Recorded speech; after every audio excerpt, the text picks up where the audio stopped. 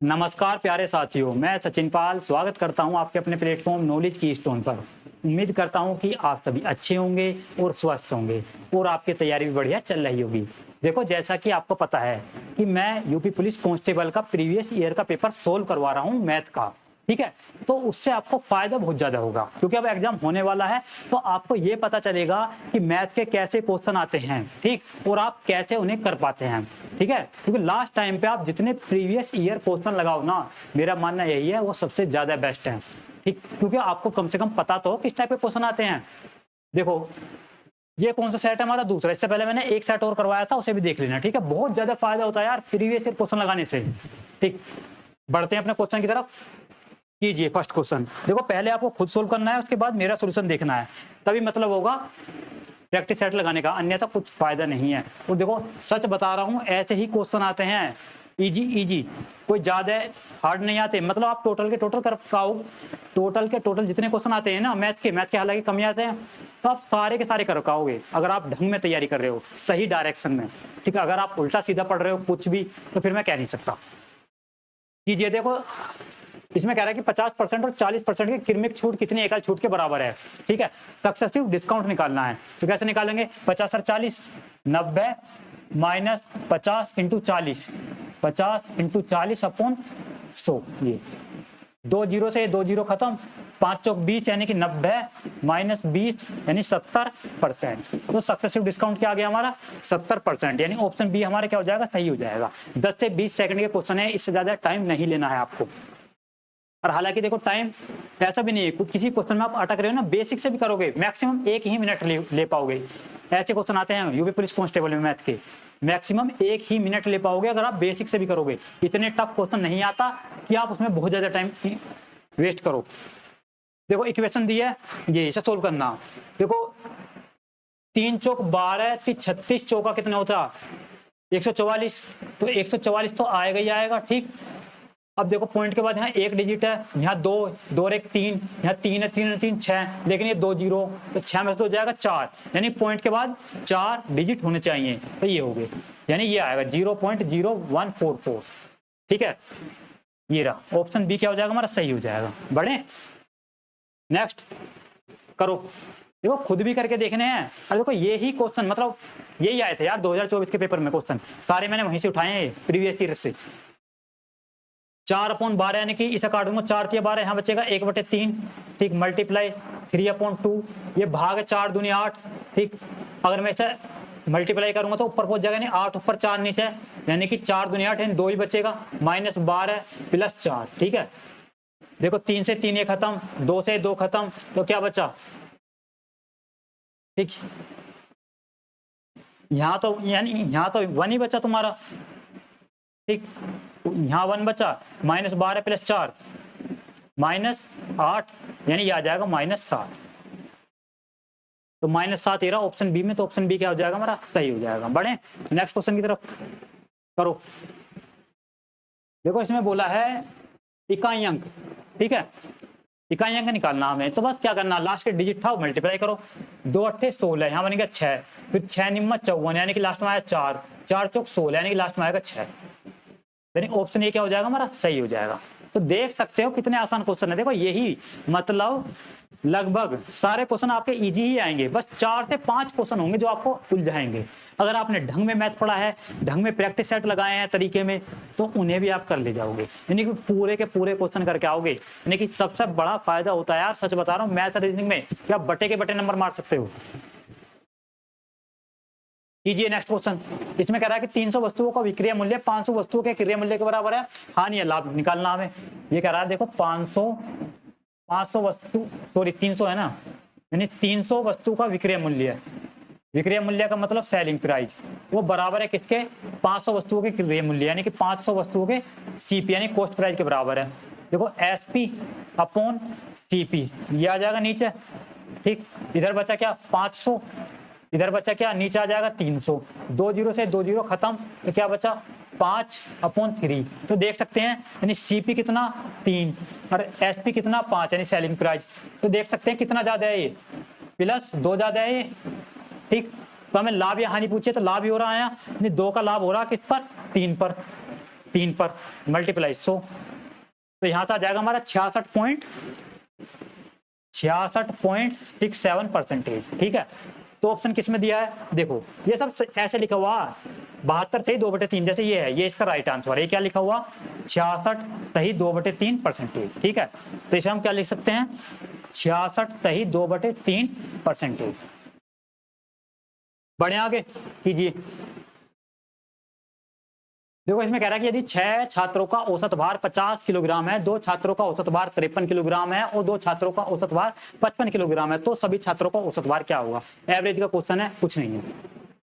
6 छात्रों का औसत भार है 50, 2 का औसत भार है 53, ठीक, और बाकी 2 का भार है 55। ये ठीक, हमें निकालना सभी का एवरेज। तो देखो आप इसे डेविएशन से कर सकते हो। मानो हमने एवरेज कितना मान लिया 50, तो यहाँ डेविएशन कितने का आया 0 का, यहाँ कितने का आया 3 का, ठीक है, यहाँ कितने का आया 5 का। यानी कह सकते हैं 6 0 तो 0 प्लस 2 3 6 प्लस 2 पंजे 10, ठीक, और नीचे क्या आएगा कितनी संख्या 2 और 2 4 6 10, ये तो क्या आया 6 10 6 16, ठीक, नीचे 10 है नहीं आ जाएगा पॉइंट, तो 50 में हमें ये जोड़ना पड़ेगा, यानी कि 50 और 1 51.6, तो ये आ जाएगा एवरेज। ठीक है, 51.6 दिया सी में, तो सी करेक्ट आंसर है हमारा। बड़े नेक्स्ट क्वेश्चन की तरफ। देखो अगर आप पर डेविएशन नहीं आता तो आप बेसिक से कर लो, जैसे करते हैं इनकी मल्टीप्लाई करके अपॉन जितनी संख्या है उससे डिवाइड कर दो जोड़कर सभी। इसमें कह रहा है कि कार्तिक की राय में उनका वजन 55 किलो से ज्यादा लेकिन 62 किलो से कम। उनके पिता कार्तिक से सहमत नहीं है और उन्हें लगता है कि कार्तिक का वजन 50 किलो से ज्यादा लेकिन 60 किलो से कम है। उसकी बहन का विचार है कि उसका वजन 58 किलो से अधिक नहीं हो सकता। यदि सभी अपने अनुमान से सही है तो कार्तिक के विभिन्न संभावित भारों का औसत क्या है। देखो ये तो बहुत ही अच्छा मतलब नॉर्मल सा क्वेश्चन है यार। देखो इसने बोला कि कार्तिक की राय में उसका वजन है 55 से 62, यानी कार्तिक कह रहा है कि मेरा वजन 55 से 62 के बीच में है। ठीक है, यानी 55 से तो ज्यादा है 62 से कम, लेकिन उसके पिता कह रहे हैं कि उसका वजन 50 किलो से ज्यादा है 60 किलो से कम, यानी कि 50 किलो से उसका वजन ज्यादा है लेकिन 60 से क्या है कम है। कार्तिक की बहन का मानना है कि उसका वजन 58 किलो से ज्यादा नहीं हो सकता, मतलब 58 से ज्यादा नहीं है उसका वजन। ठीक, अब तीनों अगर सही है तो क्या उसका वजन हो सकता है। देखो आप सिंपल सा देख सकते हो 55 से तो ज्यादा ही होना चाहिए क्योंकि ये 50 से ज्यादा बोल रहा है, ये 55 से ज्यादा है, तो इसका मतलब 55 से तो उसका वजन ज्यादा है। ठीक, ये कह रहा है कि 62 से कम, ये 60 से कम, ये 58 से कम उसकी बहन, तो इसका मतलब 58 से कम होना चाहिए। ठीक है, तीनों की माने तो इसका मतलब उसका वजन जो होना चाहिए 55 से ज्यादा 58 से कम। तो कौन सी, ये एक तो 56 हो सकता है, एक क्या हो सकता है 57 हो सकता है, बस 2 ही वजन है जो हो सकते हैं। देख लो इन्हें ऑप्शन में, देखो 56 तो है नहीं, 57 दिया हुआ है ऑप्शन ए में, तो ऑप्शन ए क्या हो जाएगा हमारा सही हो जाएगा। बढ़े नेक्स्ट क्वेश्चन की तरफ कीजिए। देखो क्या निकालना है, एच निकालना। देखो इसका सबसे बेस्ट तरीका क्या, 0.7 दिया तो 7, देखो यहाँ 2 डिजिट है पॉइंट के बाद यहाँ भी, तो इसे इस प्रकार लिख लो जैसे 70 अपॉन नीचे 100 आ गया। ठीक है, ऐसे लिख सकते हैं। दूसरी संख्या 35 अपॉन 100, इसे ऐसे लिख सकते हैं। तीसरी संख्या 105 अपॉन 100 लिख सकते हैं। नीचे तीनों में हमने 100 किस लिए मान लिया, जिससे कि अब एचसीएफ निकालेंगे तो उसके नीचे हम 100 ही मान लेंगे। अब 70 35 और 105 का एचसीएफ निकाल दो। ठीक, क्या होएगा 35 होएगा, नहीं 35 सारी संख्या कट जाएंगे, 35 दूनी 70, 35 105, ये आ गया 35, तो इसका एचसीएफ आ जाएगा 0.35। बस क्या बच्चों वाला क्वेश्चन है ये, यानी ऑप्शन बी क्या हो जाएगा हमारा सही हो जाएगा। बढ़े नेक्स्ट क्वेश्चन की तरफ करो। इसमें कह रहा है कि देखो 30 संख्याओं का औसत 1.2 है, उनमें से पहले 20 का औसत 1.1 और अगले 9 का औसत 1, तो अंतिम संख्या क्या है। देखो 30 जो संख्या है उनका औसत है 1.2 ये, ठीक, और जो पहले 20 संख्या उनका औसत है 1.1 ये, ठीक, प्लस और जो अगली 9 संख्या उनका औसत 1 है। ठीक, अगली जो 9 संख्या उसका औसत 1 है, प्लस जो लास्ट की संख्या वो हमें बतानी, हमने मान ली x। ठीक है, तो बस कर दो, 12 3 36 आ जाएगा 36, ठीक, 11 दूनी 22 आ जाएगा 22, प्लस 9 1 9 प्लस x, 22 और 9 31, 36 में से 31 जाएगा 5, तो लास्ट की संख्या क्या 5। बस यानी कि ऑप्शन सी क्या हमारा सही, तो सी इज द करेक्ट आंसर। 10 से 15 सेकंड के सवाल है, मैं फिर बता रहा हूँ। मैं तो देखो इतना टाइम ले भी रहा हूँ क्योंकि मैं एक्सप्लेन कर रहा हूँ, मैं बता रहा हूँ आपको, ठीक है। एग्जाम में आप इन्हें उड़ाओगे धुआंधार। करो नेक्स्ट क्वेश्चन। देखो यही फायदा होता है प्रीवियस ईयर क्वेश्चन लगाने का, कम से कम आपको पता तो हो कि पेपर कैसा आता है, ठीक है। ज्यादा हार्ड या टफ नहीं आता। जैसे आप मॉक लगा रहे हो तो मॉक में तो कितना भी टफ क्वेश्चन मिल सकता है, लेकिन एक्चुअल एग्जाम में ऐसा नहीं होता कि वहां ज्यादा टफ क्वेश्चन आपको मिलेगा, ठीक है। क्योंकि उन्हें पता होता है, जो पेपर बनता है उन्हें भी पता होता है कि बच्चे के पास ज्यादा टाइम नहीं है, तो इस प्रकार का क्वेश्चन बनाए कि कम से कम समय में हो जाए। और ज्यादा टफ बनेगा भी मानो तो सभी के लिए टफ है ना, छोड़ दो उसे, 1-2% लोग ही कर पाएंगे। इसमें कह रहा है कि यदि ए और बी दो समुच्चय इस प्रकार हैं कि ए में तत्वों की संख्या 20, बी में तत्वों की संख्या 18 और ए और बी दोनों में तत्वों की संख्या 10 है, तो हमें क्या निकालना है, A union B. A union B का मतलब ए और बी में संख्या। जैसे मैं देखो इसे वेन डायग्राम से करवा देता हूँ, करने के तो इसके बहुत तरीके हैं। यानी कह सकते हैं हम, जैसे ए और बी दो समुच्चय इस प्रकार है कि ए में तत्वों की संख्या यानी कि नंबर ऑफ ए जो है उसमें संख्या कितनी है, 20। देखो मैं फॉर्मूले से करवाता हूँ, पहले से 2 तरीके बताऊंगा। बी में तत्वों की संख्या कितनी है, यानी कि नंबर ऑफ बी 18, ठीक। अब दोनों में, दोनों का मतलब इंटरसेक्शन, ठीक, दोनों में है 10। हमें क्या निकालना, ए यूनियन बी, ये, ठीक। इसका फॉर्मूला क्या होता है सीधा, यानी कि ये number of A plus number of B को जोड़ेंगे, माइनस कर देंगे दोनों के, यानी इंटरसेक्शन को, number of A intersection B, ठीक है। यानी कि नंबर ऑफ ए कितने, 20 प्लस 18 माइनस 10, ठीक। 20 और 18 38 में से 10 जाएगा तो ये आएगा 28। तो 28 क्या हो जाएगा हमारा आंसर, जो कि दिया हुआ है ये रहा ऑप्शन डी, ठीक है। अगर आप चाहो तो देखो इसका दूसरा तरीका भी मैं बता देता हूं, ठीक। इस प्रकार कर सकते हो वेन डायग्राम से, ये बनाए, ठीक है। ये ए है, ये बी है, ठीक। इसने बोला ए में कितने तत्वों की संख्या है, 20, यानी ए में, इसमें है 20, पूरे में बात करें, इस पूरे में बात करें तो 18, ठीक। दोनों में बात करें ये इसमें कितने, दोनों में मिलाकर 10। हमें क्या निकालना है, A union B. A union B का मतलब क्या होता है, देखो मैं आपको बता दूं, ये यानी पूरे की बात कर रहा है ये, ठीक है। इनमें आप देख सकते हैं, जैसा अगर मैं ए की बात करूं, ए में ऐसा आया तो एक बार ये भी काउंट होगा, बी में भी एक काउंट होगा, यानी ये जो क्षेत्र है ये दोनों में काउंट हो रहा। अगर मैं इसकी बात करूं इतने की, देखो अगर मैं इतने की बात करूं, इतने की, तो वो कितना होगा, 20 में से 10 जाएगा, 10 ये होगा 10, ठीक है। अगर मैं इतने की बात करूं, देखो इतने की, यानी इतने की छोड़कर, यानी कि 18 ये है पूरा और 10 ये है, 18 में से 10 जाएगा तो बचेगा 8, ठीक। ये 8 है। अगर मैं अब पूरे की बात करूं, यानी कि ये इसमें कितना है, यानी कि देखो 10 तो ये होगा, बीच का ये जो क्षेत्र है इसमें भी 10 हो गई है, इसमें 8 हो गया, 10 और 10 20 और 8 28, तो कितना हो गया 28। तो आप ऐसे भी कर सकते हो।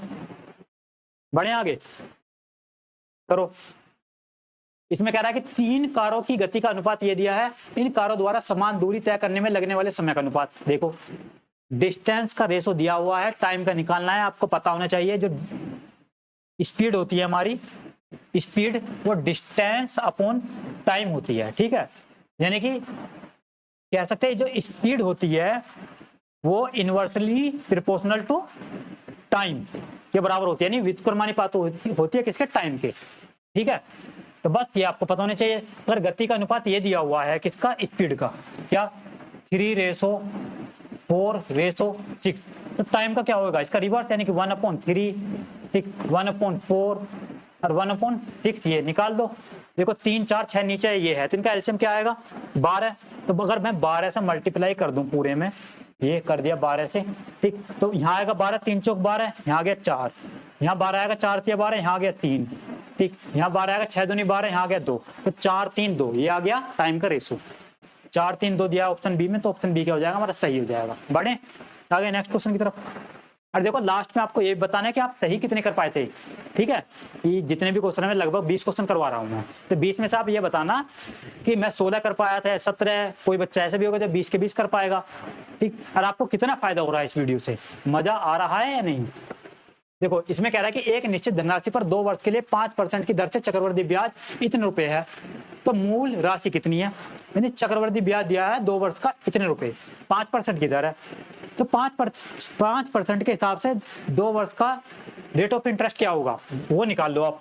5 + 5 प्लस 5 × 5 अपॉन 100 ये हो गया, यानी कि 5 और 5 10, 5 पंजे 25, नीचे 2 जीरो यानी कि 10 प्लस ये आएगा 0.25, तो कह सकते हैं क्या आ गया 10.25%, ये आ गया रेट ऑफ इंटरेस्ट 2 साल का, ठीक, कंपाउंड इंटरेस्ट।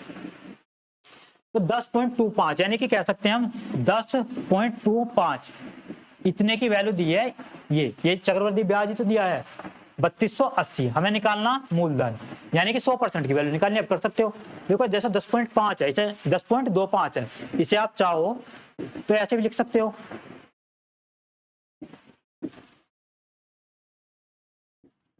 यानी कि 10.25, इसे आप क्या लिख सकते हो, देखो 0.25 को लिख सकते हैं 1/4, यहाँ 10 है ही प्लस, यानी कि 10 चौक 40 और 41/4 लिख सकते हो, ठीक है। तो यानी 41/4% की जो वैल्यू दी है वो कितनी दी है 3280, ये ठीक। अगर मैं इसे 41 से काटूं, देखो सीधे सीधे कट रहा, 8 × 8 8 चौक 32, ठीक है, तो ये कट गया 8 बार, यानी कि 80 बार कह सकते हैं। नीचे 4 है, ये जाएगा इधर मल्टीप्लाई में, ये आ गया मल्टीप्लाई में, ठीक। तो यहाँ ये 1% की वैल्यू आ जाएगी, यानी कह सकते हैं क्या आई 4 × 8 32, यानी 320 आई 1% की वैल्यू, हमें निकालनी 100% की वैल्यू मूलधन, ठीक। तो 100 की क्या कर देंगे दोनों तरफ मल्टीप्लाई, जब 100 की दोनों तरफ कर देंगे मल्टीप्लाई तो 100% की वैल्यू क्या आ जाएगी 320 तो था ही, जब इसमें 100 की मल्टीप्लाई होगी तो ये आ जाएगा, यानी 32,000।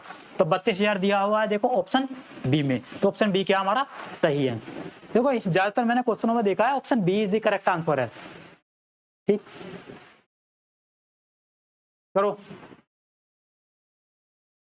बेहतरीन क्वेश्चन, एक बार खुद करके देखो सर। इसमें कह रहा है कि एक साझेदारी व्यवसाय में एक कुल समय के 1/6 के लिए पूंजी का 1/6 भाग निवेश करता है, ठीक है। बी कुल समय के 1/4 के पूंजी का 1/4 भाग निवेश करता है, और सी शेष पूंजी पूरे समय के लिए निवेश करता है, तो इतने रुपए के लाभ में बी का हिस्सा कितना है। बहुत ही बढ़िया क्वेश्चन।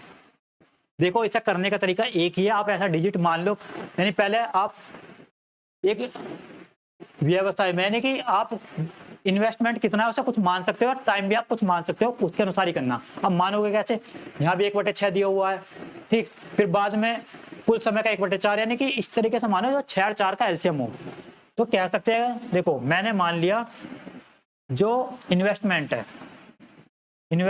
12, ठीक। और देखो टाइम को भी मैं, समय को भी मैं 12 ही मानता हूं, ठीक है, 12 महीने एक तरह का, ठीक। अब करते हैं, इसने बोला एक कुल समय के 1/6 के, कुल समय का 1/6, समय 12 महीने, इसका 1/6 निकालेंगे, 12 का 1/6 यानी कि 2 आएगा, इस प्रकार, यानी 6 दूनी 12 तो 2 मंथ। तो इसका मतलब ये कह रहा कुल समय के 1/6 यानी कि 2 मंथ, ठीक है, एक ही बात कर रहा हूँ 2 मंथ, ठीक। अब पूंजी का भी 1/6, पूंजी 12, इसका भी 1/6 निकालेंगे तो वही 2 ही आएगा, मल्टीप्लाई 2, ठीक। क्योंकि हम प्रॉफिट का रेशो निकाल लें ना, क्योंकि आपको पता होना चाहिए प्रॉफिट का जो रेशो होता है वो होता है टाइम इनटू इन्वेस्टमेंट, इसका रेशो, ठीक है। टाइम 2 आ गया, प्रॉफिट भी वो इन्वेस्टमेंट भी 2 आ गया, तो ये हो गया। अब मैं बी की बात करूं तो इसने बी क्या बोला है, कुल समय का 1/4, कुल समय क्या ये 12, इसका 1/4 निकालेंगे तो 3 आएगा, यानी 4 × 12 तो 3। इन्वेस्टमेंट की बात करें तो पूंजी का ये भी कह रहा है कि कुल समय का 1/4 और जो पूंजी है उसका 1/4, पूंजी 12, इसका भी 1/4 निकालेंगे तो 4 × 12 3, ये आ गया बी। सी का बात करें हम, सी कह रहा है शेष पूंजी पूरे समय के लिए निवेश करता है, शेष देखो ए ने 2 कर ली, बी ने 3 2 और 3 5, पूंजी कितनी है 12, 12 में 5 जाएगा 7, तो शेष पूंजी इसने निवेश की। अब देखो यहाँ कंफ्यूज मत होना, पूरे समय के लिए, पूरे समय का मतलब 12 मंथ के लिए, तो 12 ये पूरे समय के लिए, तो यहाँ से ये इनका क्या आ जाएगा प्रॉफिट का रेशो आ जाएगा, निकाल लो यहाँ से रेशो ये, ठीक है।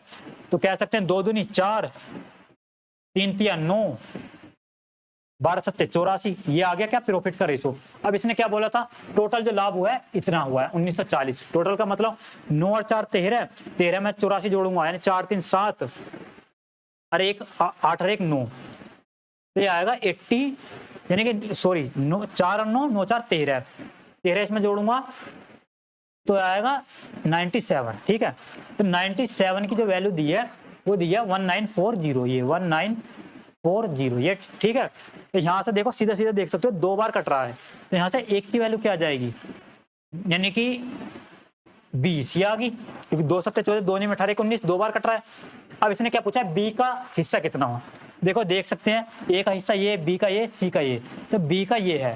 ठीक है, लाभ में पूछा ना, लाभ का ये रेशो है, तो 9 से अगर मैं मल्टीप्लाई कर दूंगा दोनों तरफ, तो 9 एकम 9 9 दूनी 18, यानी कि 9 की वैल्यू क्या आ जाएगी 180। ठीक है, तो 180 किस में दिया हुआ है, ऑप्शन सी में, तो ऑप्शन सी क्या हो जाएगा हमारा, सही हो जाएगा। बढ़िया क्वेश्चन था ये, थोड़ा कंफ्यूज करता, बस ये जो मानना पड़ा ना आपको, ये ऐसा डिजिट मानो जिसको आसानी हो जाए आपको सोल्व करने में। करो, देखो इसमें कह रहा है कि एक आदमी ने 80,000 रुपए में एक घोड़ा और एक गाड़ी खरीदी, उसने घोड़े को 10% के लाभ पर और गाड़ी को 5% के आने पर बेच दिया, उसे अपने पूरे लेन देन पर 1% का लाभ होता है, तो घोड़े की लागत मूल्य क्या थी। बढ़िया क्वेश्चन, देखो बहुत मेथड है इसके करने के, आपको मैं सबसे बेस्ट मेथड बताता हूँ। देखो एक आदमी ने 80,000 रुपए में घोड़ा और गाड़ी खरीदी, तो घोड़ा को मान लेंगे हम जी और गाड़ी को भी जी, मतलब कुछ अलग मानना पड़ेगा। ठीक, गाड़ी जी, घोड़ा हॉर्स, यानी कि घोड़ा को मान लिया हमने एच, गाड़ी को मान लिया जी। ठीक है, तो कह सकते हैं एच प्लस जी की जो कीमत है वो है 80,000 ये। ठीक, अब देखो उसने घोड़े को 10% के लाभ पर, यानी कि जो एच है इस पर अगर मैं लाभ की बात करूं, यानी घोड़े को जो उसने बेचा 10% के लाभ पर, तो घोड़े की कीमत एच थी, तो इसका लाभ यानी कि 10% ये बेच दिया उसने। ठीक है, अब वो कह रहा है कि गाड़ी को 5% की हानि पर, देखो गाड़ी को 5% की हानि पर बेचा, तो गाड़ी को यानी माइनस गाड़ी जी, इसका 5% निकालूंगा, ये आ गई गाड़ी को बेचने पे जो हानि हुई है, तो टोटल यानी कि लाभ हुआ, ये माइनस में हानि हुई गाड़ी पे। हमें पता नहीं है गाड़ी और हॉर्स कितने कीमत थी इनकी, तो टोटल क्या हुआ, लेकिन उसे ये टोटल निकाल दिया हमने, क्योंकि इसे हानि हुई, यहाँ लाभ हुआ, घोड़े को बेचने पर 10% का लाभ हुआ, गाड़ी को बेचने पर 5% की हानि हुई, तो टोटल जो है लाभ हुआ 1% का। तो देखो 80,000 है, 80,000 का 1% निकालेंगे, यानी ये इस प्रकार 80,000 का 1% निकालेंगे 1/100, ठीक, 2 जीरो से 2 जीरो खत्म, क्या बचेगा 800 बचा, तो 800 का उसका टोटल लाभ हुआ है, ये हो गया 800 का लाभ।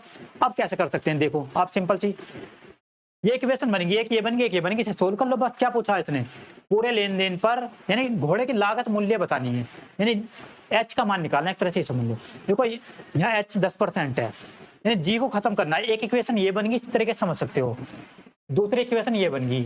ठीक है, देखो यहाँ 5% है जी, यहाँ जी अपना आप में 100% है, इसे 100% बनाओ, तो कह सकते हैं इसमें हमने करी मल्टीप्लाई 20 से, पूरे में एक 20 से मल्टीप्लाई करेंगे, 20 दाम 200, 200%, 200% का मतलब 200% है, परसेंटेज को हटाएंगे से नीचे 100 आएगा, 2 जीरो से 2 जीरो खत्म हो जाएगी, तो बचेगा क्या 2, तो इसका मतलब यहाँ बचा 2h बोल सकते हैं इसे। ठीक है, माइनस 20 पंजे 100, 100% जी, 100% जी का मतलब खाली जी भी लिख सकते हैं, जी अपना आप में 100% यानी कि जी मल्टीप्लाई 100%, परसेंटेज का साइन हटाएंगे तो नीचे 100, 2 जीरो से 2 जीरो खत्म हो जाएगी, तो बचेगा क्या जी।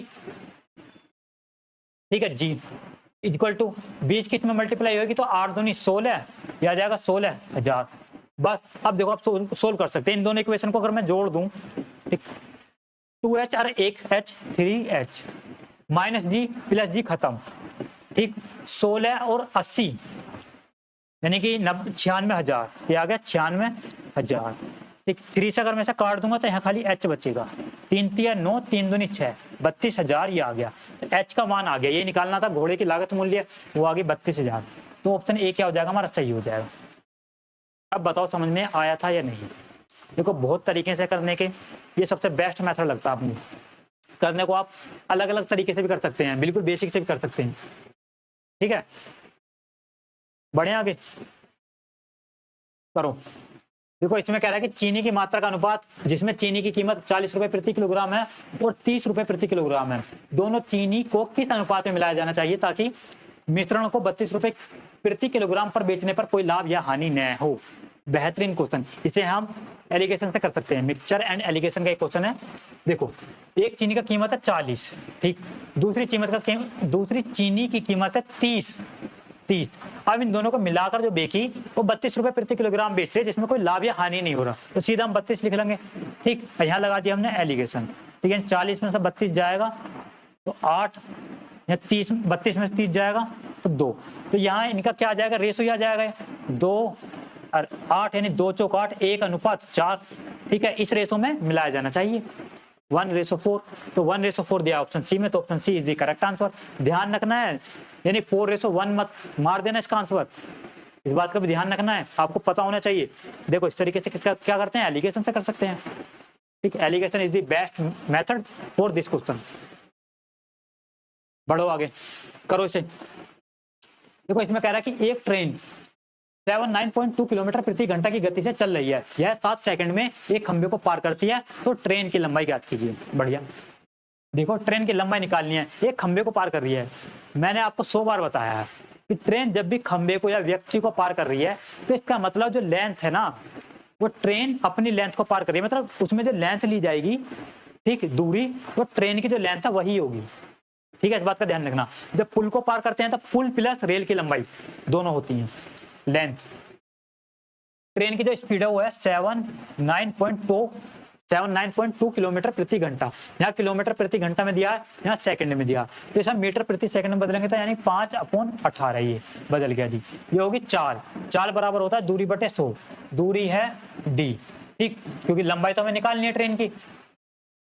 टाइम है 7 सेकंड, तो ये आ गया। बस डी का मान निकालना, देखो 7 इधर भेज देंगे, यानी कि 79.2 मल्टीप्लाई 5 मल्टीप्लाई 7/18, बस इसे सोल्व कर लो, ये आ जाएगा। डिस्टेंस कर दो सोल्व, 5 की देखो अगर मैं इसे मल्टीप्लाई करूंगा, 5 दूनी 10 की 0 हासिल, 1 5 45 और 1 46, 5 7 35 4 39, ये आ गया।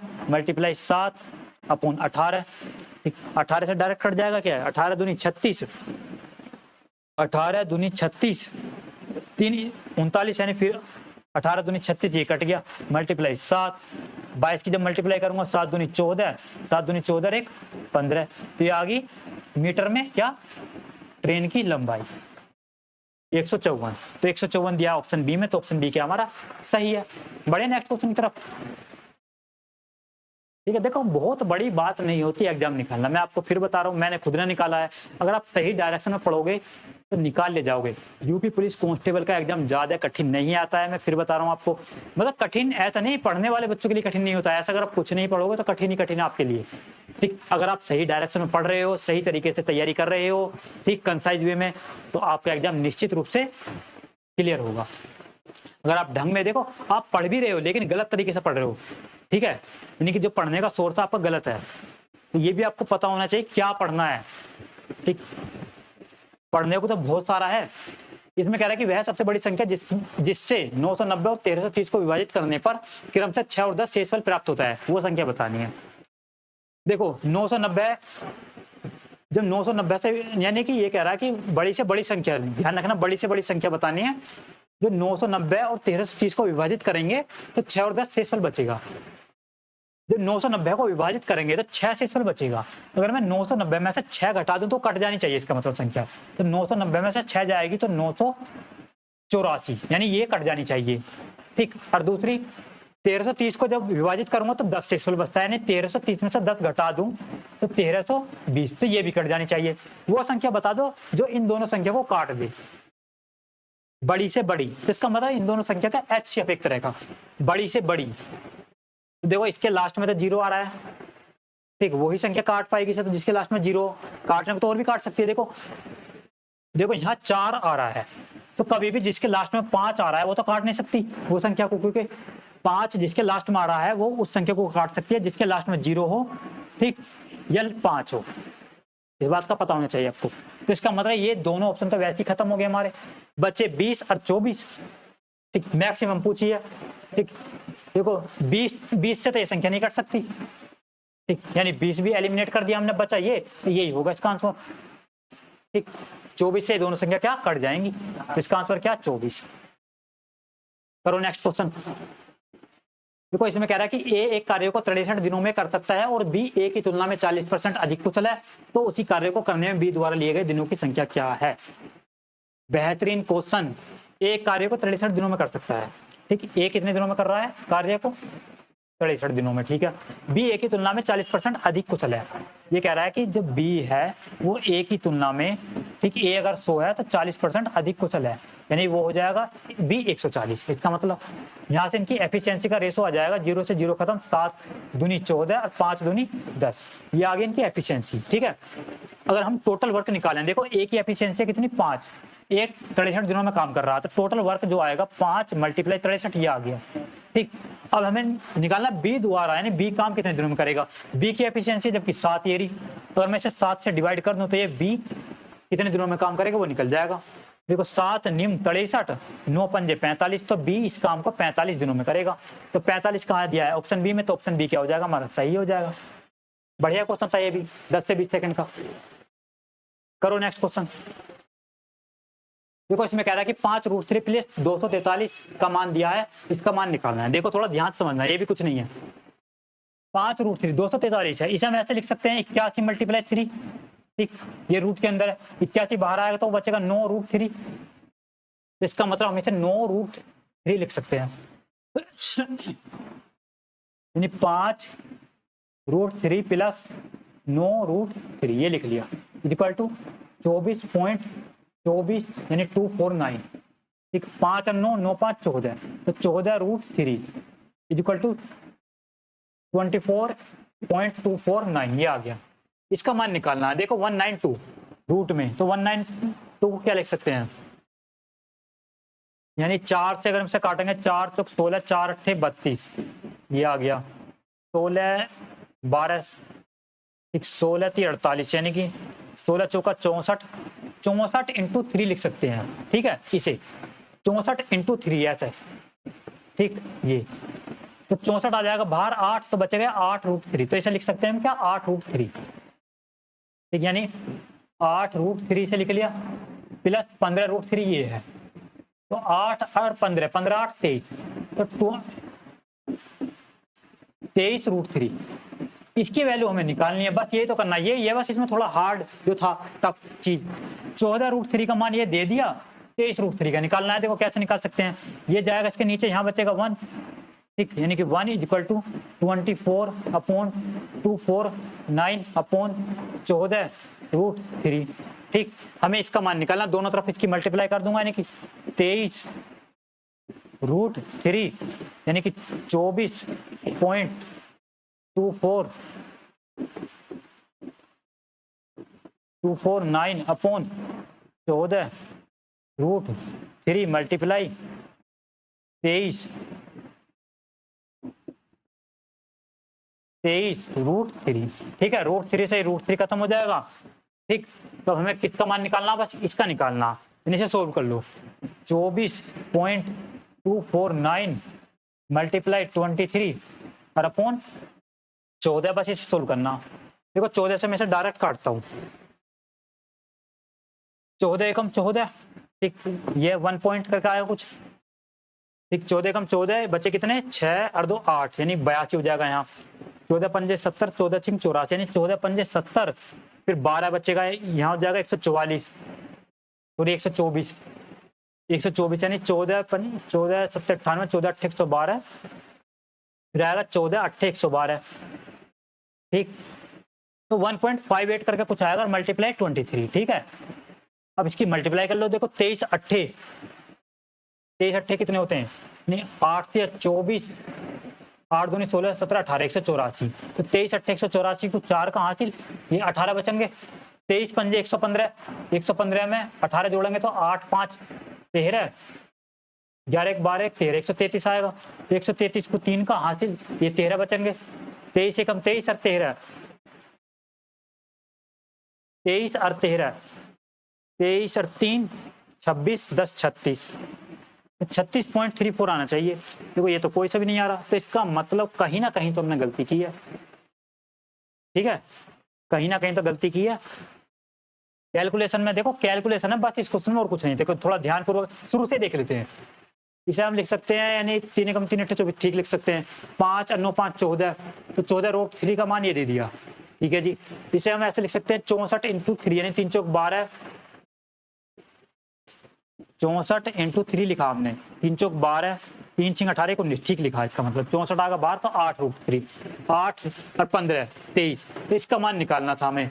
ठीक, 24 14 तो नीचे जाएगा, यानी 24.249 अपॉन 14 मल्टीप्लाई किससे होगी 23 से। यहाँ तक ठीक था, तो यहीं कुछ ना कुछ गलती करी है। देखो हमने, देखो 2 से काटते हैं सबसे पहले से, 2 से काटेंगे, 2 एकम 2, 2 दूनी 4, फिर 2 एकम 2, 2 दूनी 4, ठीक, 2 चौक 8, 2 पंजे 10, ये कट गया। ठीक, और 2 से हमने इसे काटा, 2 सत्ते 14, अब 7 से काटो।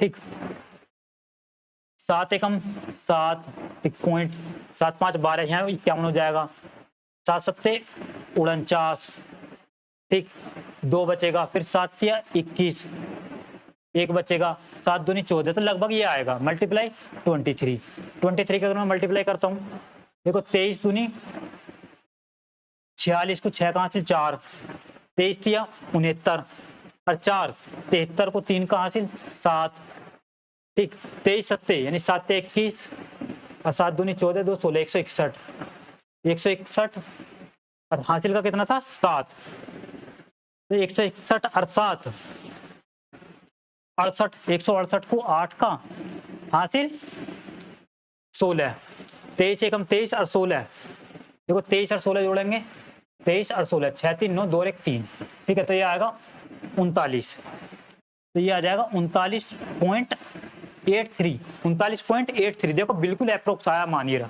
39.84, तो ऑप्शन डी क्या हो जाएगा हमारा सही। बस ध्यान रखना कैलकुलेशन में गलती मत कर देना जल्दी में, यहाँ थोड़ी कैलकुलेशन थोड़ी टफ दे दी उसने घुमाने वाली, यहाँ आपके 10 से 20 सेकंड जा सकते हैं कैलकुलेशन में, सिर्फ ओनली कैलकुलेशन में यहाँ, तो इस बात का ध्यान रखना है एग्जाम में बिल्कुल बढ़िया फ्रेश माइंड से कैलकुलेशन करनी है, क्योंकि अगर कहीं आपने कैलकुलेशन की गलती कर दी तो उसे फिर आप दोबारा से चेक करोगे पूरा क्वेश्चन, उसमें आपका बहुत ज्यादा समय बर्बाद हो जाएगा। इसलिए पहले से ही कैलकुलेशन आप फ्रेश माइंड से बिल्कुल आरामदायक बढ़िया तरीके से करना है, जिससे कहीं मिस्टेक ना हो। करो नेक्स्ट क्वेश्चन। इसमें कह रहा है कि 12,000 रुपए पर 9 महीने के लिए 20% प्रति वर्ष की दर से चक्रवृद्धि ब्याज त्रिमासिक है, चक्रवृद्धि ब्याज निकालना है। ठीक है, 9 महीने का ये बोला इसने। रेट ऑफ इंटरेस्ट है 20%, देखो 20% रेट ऑफ इंटरेस्ट है, आपको पता होना चाहिए साल का, यानी कि अगर मैं इसे डिवाइड कर दूंगा 12 से 1 महीने का आ गया। अब थोड़ा ध्यान देना, ब्याज है त्रिमासिक यानी 3 महीने का लग रहा है ब्याज, ठीक, जो यानी कि सर एक तरह से मान लो 3-3 महीने पे ब्याज लग रहा है, ठीक, कंपाउंड इंटरेस्ट है, इस बात का ध्यान रखना। तो यहाँ से अगर मैं 3 महीने का निकालूंगा, यह आएगा 3 चौक 12, 4 पंजे 20, तो 3 महीने का जो ब्याज आया वो 5% आया। 9 महीने का निकालना हमें ब्याज, तो यानी 3-3 करके 3 साइकिल बनी है, ठीक, 1 2 3, तो 5% की 3 साइकिल बनेंगी, ऐसा समझ लो आप। ठीक है, तो इसका मतलब जैसे ये है 12,000, तो 5% का मतलब 21/20, एक तो ये साइकिल होगी, दूसरी 21/20, एक ये 21/20, ये आ गया उसका टोटल कितने रुपए हो जाएंगे। ठीक, ब्याज नहीं आया ये, यानी कि उसका कह सकते हैं मूलधन प्लस ब्याज इतने रुपए हो जाएंगे। ठीक, यहां से अगर मैं इसे सोल्व करूंगा, देखो 3 0 से ये खत्म, 3 0, ठीक, 21 होते 441, इसे भी काट सकते हैं, देखो 2 दूनी 4 या 12, एक ये खत्म, नीचे खाली 2 बचा।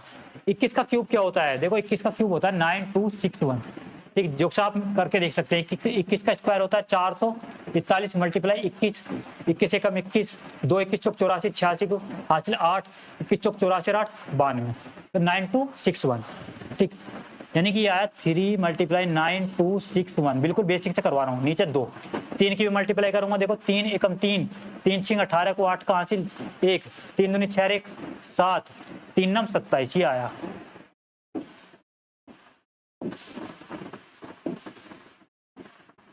ठीक है, ये आया। नीचे क्या है 2 से अगर मैं इसे डिवाइड करूंगा, देखो 2 एकम 2, 2 3 6 और 1 7, फिर 2 8 16, 1 17, 2 निम 18, फिर 2 एकम 2 और 2 पंजे 10, ये आया।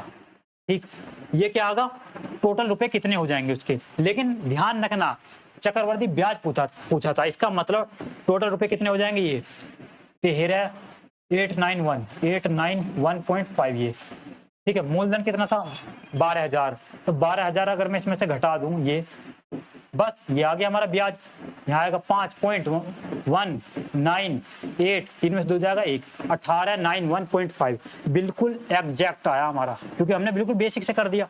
ऑप्शन डी क्या हो जाएगा हमारा, सही हो जाएगा। करो लास्ट क्वेश्चन सर, लास्ट देखते कितने क्वेश्चन बचे हैं।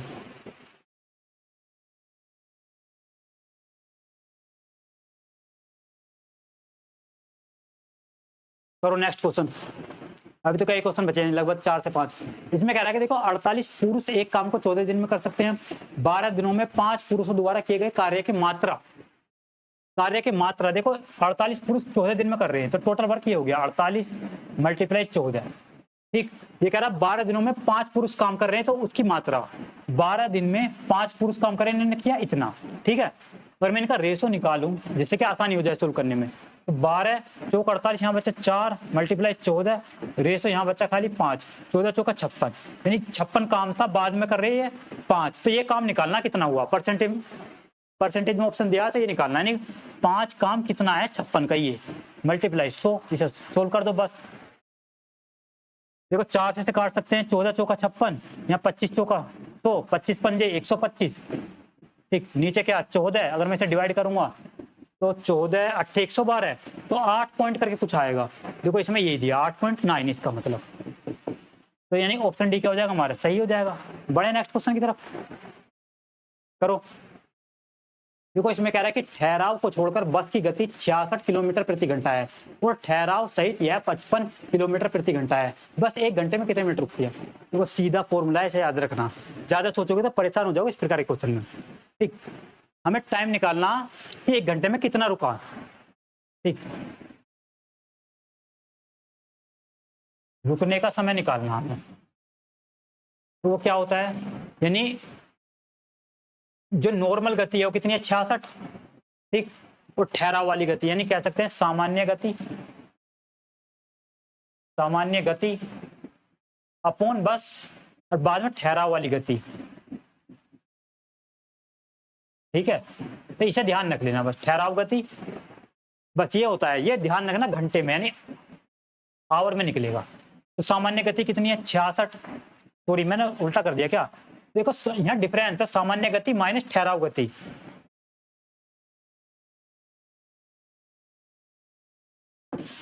देखो सामान्य गति, ठीक है, माइनस ठहराव गति, ये शॉर्ट में लिख दिया, ये डिफरेंस है, ठीक। कह सकते हैं 11 नहीं सॉरी 66 है, 66 डिफरेंस यानी कि माइनस 55, इनका डिफरेंस निकालेंगे, और नीचे में क्या आएगा, मैंने पूरे उल्टा लिख दिया क्या, देखो नीचे सामान्य गति आती है फॉर्मूले, चलो दोबारा लिख देता हूँ एक बार,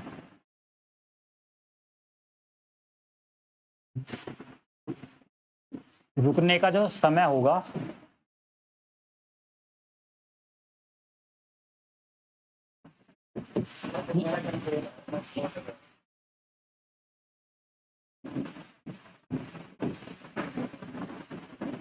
सामान्य गति माइनस ठहराव जो गति है, ठीक, अपॉन यहां सामान्य गति, ठीक, यानी 66 माइनस 55 और अपॉन 66, ठीक है। मैंने बताया घंटे में आएगा, 66 में से 55 जाएंगे 11 अपॉन 66, यानी 11 6 66, 1/6 क्या घंटा, ठीक। हमें बदलना है मिनट में, क्योंकि मिनट में पूछा था, तो 1/6 मल्टीप्लाई कर देंगे 60 से, तो 6 से काटेंगे 10, तो आ गया 10 मिनट, 10 मिनट क्या होएगा इसका सही आंसर, यानी ऑप्शन सी क्या हो जाएगा हमारा सही। बढ़े नेक्स्ट क्वेश्चन की तरफ करो।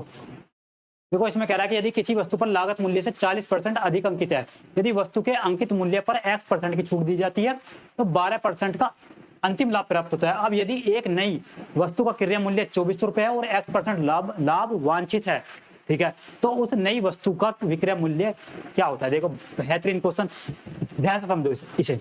इसमें कह रहा है कि किसी वस्तु पर लागत मूल्य 40% अधिक अंकित है, हमने उसका क्रय मूल्य मान लिया 100, ठीक है। तो 40% अधिक अंकित है, तो उसका अंकित मूल्य क्या हो जाएगा, ये है देखो, यानी सीपी, जो सीपी है कॉस्ट प्राइस वो हमने मान लिया 100, तो इसका क्या हो जाएगा मार्क प्राइस यानी अंकित मूल्य क्या हो जाएगा 40% अधिक मतलब 140, ये हो गया। अब इसने कह रहा यदि 12% का लाभ हो रहा है उसे 12% का लाभ हुआ है, सेलिंग प्राइस उसका कितना 12%, तो 100 का अगर मैं 12 निकालूंगा तो 112 में बिक रहा है इसका मतलब चीज, तो उसे कितने की छूट दे रहा है, यहाँ से निकाल सकते हैं 140 में से 112 जाएंगे, तो छूट कैसे, छूट यहाँ से निकाल सकते हैं, वोट परसेंटेज निकालें, 140 में से 112 गए 28 अपॉन 140, ये तो यहाँ से निकल गई इसकी छूट कितनी निकली, देखो 1 0 से 1 0 खत्म, 14 दूनी 28, 10 दूनी 20, तो 20% आ गई छूट, यानी एक्स का मान क्या होगा 20%।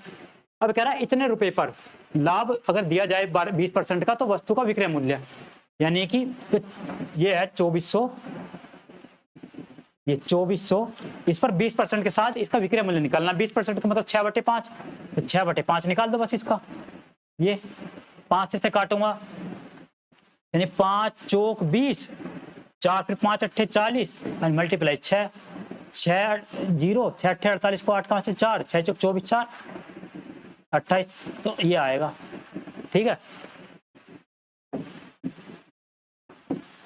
2880, ये रहा ऑप्शन बी क्या हो जाएगा हमारा सही। बेहतरीन क्वेश्चन था, 25-30 सेकंड का बस। करो नेक्स्ट क्वेश्चन। देखो इसमें कह रहा है कि यदि विक्रय मूल्य का 7% क्रय मूल्य के 8% के बराबर है और यदि विक्रय मूल्य का 9% क्रय मूल्य के 10% से 2 रुपए अधिक है तो क्रय मूल्य और विक्रय मूल्य ज्ञात कीजिए। एक बार खुद करके देखो, अब मेरा देखना। इसने बोला विक्रय मूल्य का 7%, विक्रय मूल्य का मतलब एसपी का 7%, ये जो बराबर है वो बराबर है क्रय मूल्य के 8% यानी सीपी के 8% के बराबर है, ठीक है जी। यदि विक्रय मूल्य का 9%, विक्रय मूल्य यानी एसपी का 9%, ये बोला उसने, ठीक बराबर है किसके, क्रय मूल्य के 10% से 2 रुपए अधिक, जो क्रय मूल्य है उसके 10% से 2 रुपए अधिक, ये बस इसे सोल्व कर लो तो क्रय मूल्य और विक्रय मूल्य ज्ञात करना, बढ़िया, ठीक है जी। देखो इसे कैसे सोल्व करेंगे, यहां से हम क्या निकाल सकते हैं, सीपी और एसपी का रेशो, परसेंटेज से परसेंटेज खत्म, सीपी आएगा नीचे यानी कि एसपी अपॉन सीपी, यहां से कितना आ जाएगा 8/7, ये 8/7, ठीक है। हमने इनके पीछे एक्स लगा लो, इसे 8x मान लो, यानी कह सकते हैं जो एसपी है वो 8x और जो सीपी है वो कितना 7x, ठीक, यहाँ पे रख देंगे। देखो 8x और 7x की बजाय हम इसे मानते हैं 800x और 700x, क्योंकि सोल्व करने में आसानी होगी।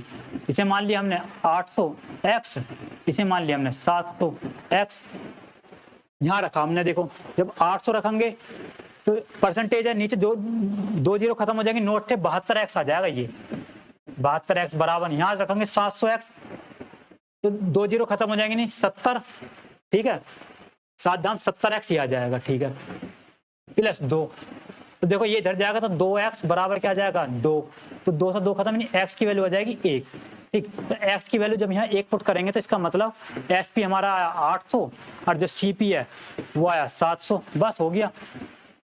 क्या पूछा, क्रय मूल्य और विक्रय मूल्य, क्रय मूल्य 700, विक्रय 800, 700 और 800 ये दिया, ऑप्शन बी क्या हो जाएगा सही हो जाएगा। बढ़े नेक्स्ट क्वेश्चन की तरफ। देखो लास्ट क्वेश्चन ऐसे भी करो।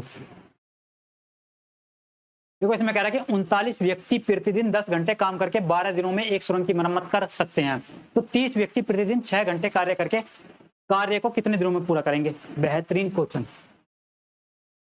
देखो देखो सबसे बढ़िया, देखो इसे HW में करना, यानी खुद इसका आंसर बताना, ठीक है। कम से कम एक क्वेश्चन का तो आंसर बताओ आप कमेंट सेक्शन में, ये तो देखें कि आप पर हो पाया भी या नहीं। करवाने को तो मैं 10 सेकंड का क्वेश्चन है, ये भी 10 से 20 सेकंड का, ठीक है। अब बताना वीडियो कैसी लगी, मिलते हैं नेक्स्ट वीडियो में।